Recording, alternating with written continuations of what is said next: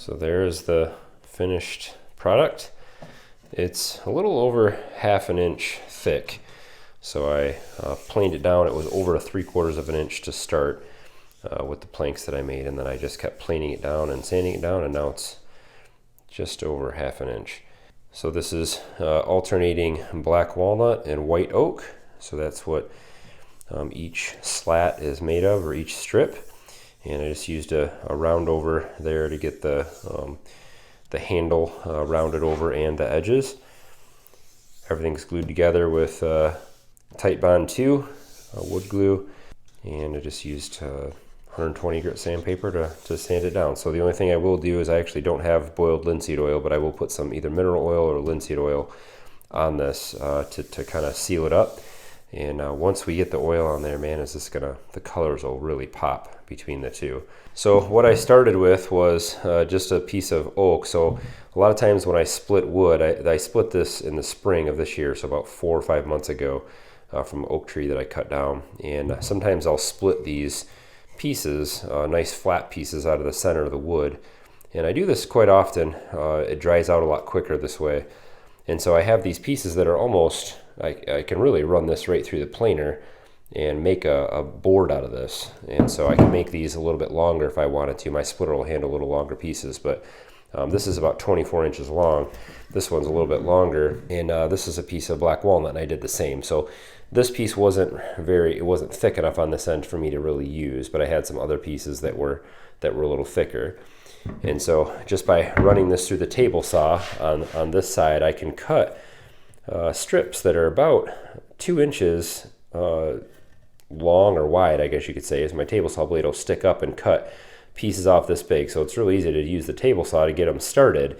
And I know this is an expensive investment, but the planer has really changed all the things that I can do. So I can take raw pieces of wood like this, you know, right off a log, split into a fairly flat piece, and I can run that through here multiple times, and it will make that perfectly flat. So between the table saw, getting it close, and then using the planer to continue to finish it off, once I got everything glued together, I ran it through a few more times. You can do up to a less than a 30-second at a time. And so you're just flattening it. That's all it's doing, is just making it match the base that it's running through. And it'll keep making it flatter and flatter. It'll take a cup out of the wood or a bow, either way. Generally, if I have a cup, so if it's bowed this way, I'll run it through that way and make a flat side on the top. Then I'll flip it over on that flat side that I just made and keep running it through that way until it's perfectly flat. So the planer really ups the game. I know it's an expensive investment. This one, DeWalt, I've had now for just over a year, and it's been amazing. I've used it quite often for trim and other things, and I really like it. So of course you don't have to do that. You could use just the table saw and make these fairly flat, and then a hand planer to finish it off. So the black walnut and oak cutting board, pretty easy project. This is kind of basic stuff. All you're doing really is making sure that you have flat surfaces to glue together, and then continuing to flatten the surface down, and really you could round the edges off without a router. You could just use sandpaper if you wanted to. So pretty simple project.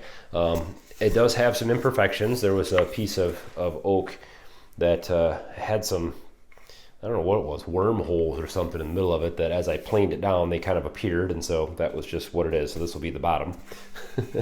And then I did have some glue joints that weren't perfect, and you can actually go back if you have cutting boards that if this starts to crack or split at any time, you can go back with some really fine sawdust and wood glue and force it in there and rub your sawdust in it, let it dry out, and then just sand it flat, and it'll cover and fill any little cracks that might appear. So this wood is fairly dry, but it might have a little more drying to do.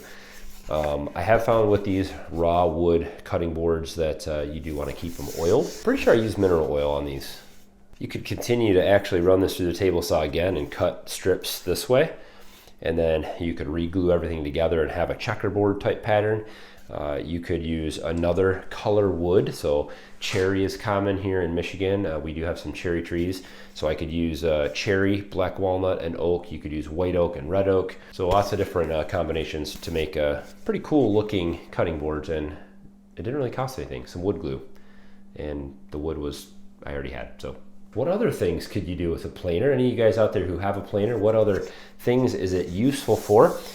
This was not something that I started off with, so those of you guys who are starting off with woodworking and things, this is a more expensive tool. This and the table saw were two of the bigger investments that I've made in my shop, and they have definitely been extremely useful. So put it on your Christmas list or save up and get yourself a nice planer. I will actually put a link in the description to the rigid table saw that I have. It's a portable table saw. I love it. And the DeWalt planer. Don't forget to hit thumbs up on today's video. Let me know what you think of the project. I'd love to hear from you guys. Any tips and tricks from you experts out there. I always love to hear those things as well. Don't forget to subscribe if this is your first time to the SSL Family Dad channel. Lots of DIY projects and other fun things we're doing around the homestead here. Love to have you tag along for that. And as always, guys, thanks for watching. Have a good one.